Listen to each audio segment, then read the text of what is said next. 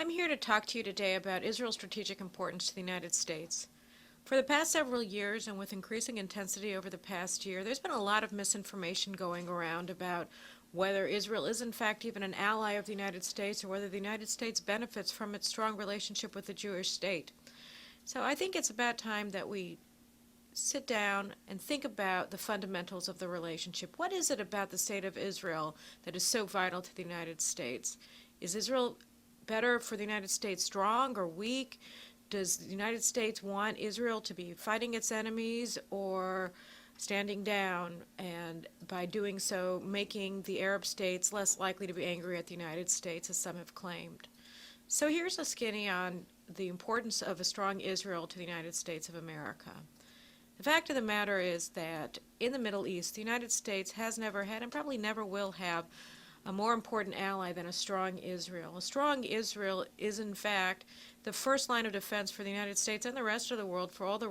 against all of the radical actors in the region, both sub-state and state actors. And why is that the case? Why is it that a strong Israel is such a guarantor of global stability, of regional stability and global peace? The answer is threefold. Basically, Israel doesn't have any choice other than to be a stabilizing influence. As the first target on all the target lists of the most radical regimes and the most radical actors in the region, Israel has a permanent and inherent interest in preventing the most radical regimes and radical actors in the region from acquiring the means to cause catastrophic harm on Israel or on anyone else for that matter. And because of that inherent interest of Israel as the number one target on all of the worst actors' target lists, Israel always has to act to prevent states like Saddam Hussein's Iraq from acquiring nuclear weapons, or from allowing terrorist organizations like Hezbollah or Hamas or Al-Qaeda, for that matter, in areas like Jordan and Syria and even in the Gaza Strip, from really getting a hold in the region that they're going to be able to use to destabilize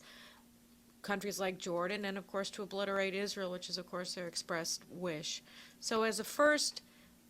country on the target list of the most radical actors, Israel has a permanent interest in always preventing those actors from gaining strength. As we saw, for instance, in 1981 when Israel attacked the Osirak nuclear reactor in Iraq, by doing so the United States, even though it was angry at Israel for taking that action at the time, in 1990 and 1991, U.S. leaders like then Secretary of Defense Dick Cheney and others acknowledged that had Israel not attacked the Osirak nuclear reactor, the United States would never have been able to fight the Gulf War and eject Saddam Hussein from Kuwait. That is, if Israel hadn't attacked Saddam Hussein's nuclear reactor in 1981, the United States would not have been able to use its power to prevent such a radical actor like Saddam Hussein from taking over the global oil supplies that flow through the Persian Gulf.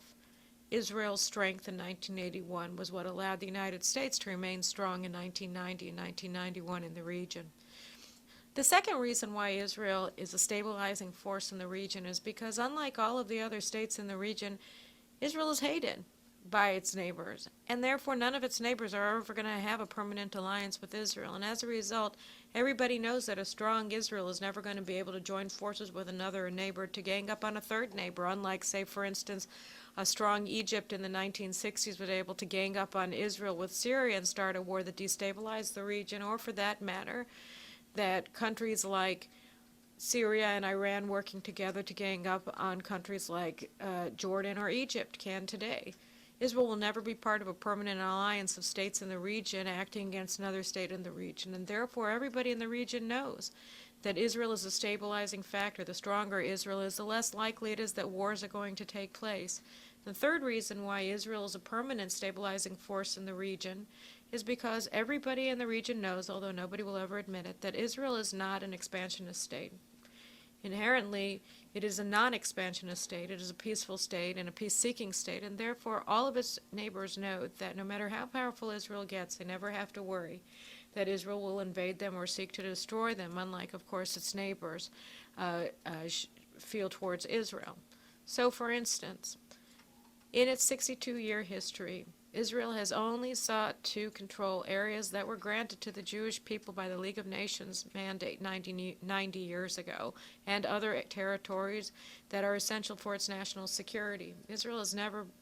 sought to control anybody else's territory. And again, what that really means is that all of its neighbors, whether it's the Jordanians or the Egyptians or the Syrians or the Iranians for that matter, or the Iraqis,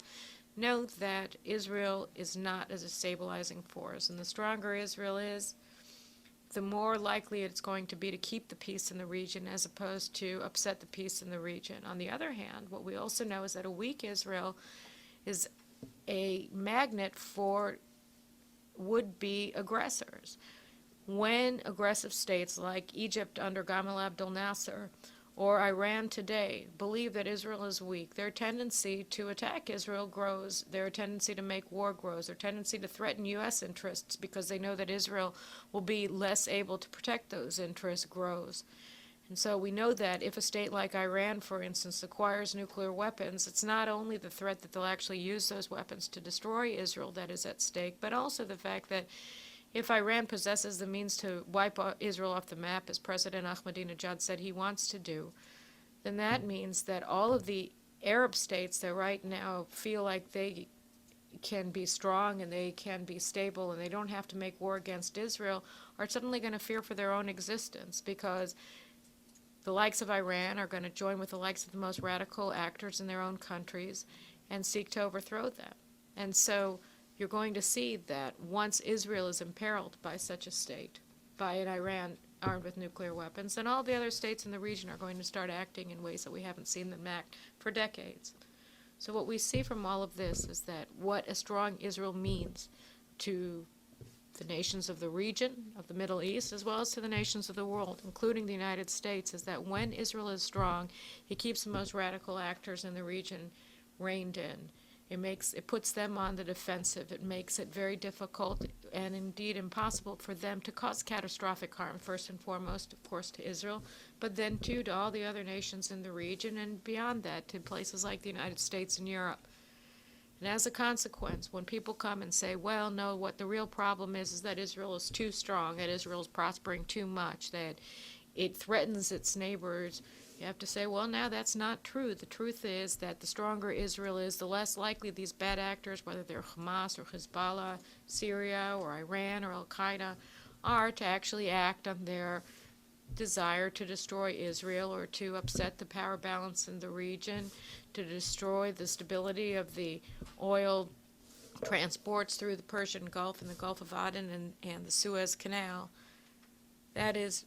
if a strong Israel didn't exist, the nations of the world would have to collude to try to invent one, because what the strong Israel does is protect the interests not only of the United States but of all nations in the region and the world.